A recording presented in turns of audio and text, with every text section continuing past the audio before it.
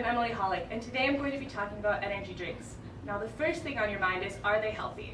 Well, as with most things, the answer is yes, but in moderation. Though there hasn't been a lot of research done on long-term effects, short-term effects are trouble sleeping, high blood pressure, and uneven heartbeats. These problems can be increased when energy drinks are mixed with alcohol, because alcohol is a depressant and energy drinks are a stimulant. They make you feel sober when you're actually drunk. Why energy drinks aren't a good substitute for sports drinks, because they dehydrate your body and don't replenish all the fluids you're losing when you exercise.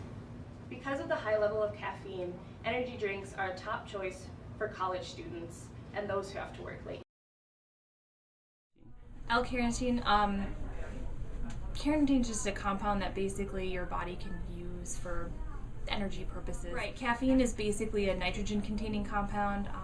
It actually comes from, there's a root of this plant and there's a bacteria called a mycorrhizae bacteria, and it actually fixes nitrogen into these different compounds, and the cocoa bean is one of them. So the cocoa plant has these bacteria that fix this nitrogen so well that the plant doesn't need that much, so we harvest that caffeine, and that's what gives you energy. Taurine, anything with iron, it's an amine-containing compound, so something that we use in our metabolites.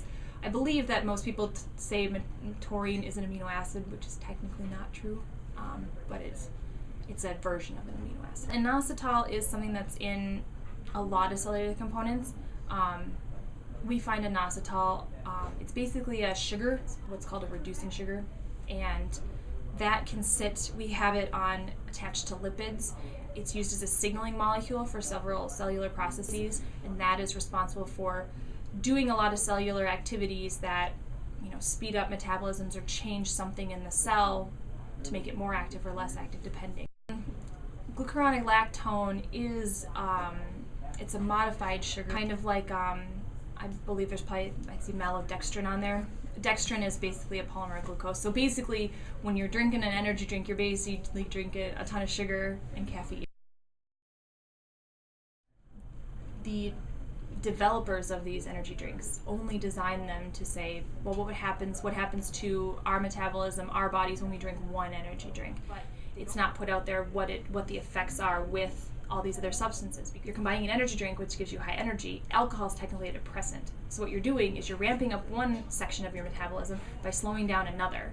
And that causes your body to get really confused really easily. Two separate but distinct components of your body ramming into one another. You wouldn't want somebody to pull your arms in two different directions. You don't want your body to get pulled in two different directions by having your metabolism ramp up to give you energy and then have your body slow down by taking a depressant. Something's going to happen, something's going to collapse. It's just not good news all around.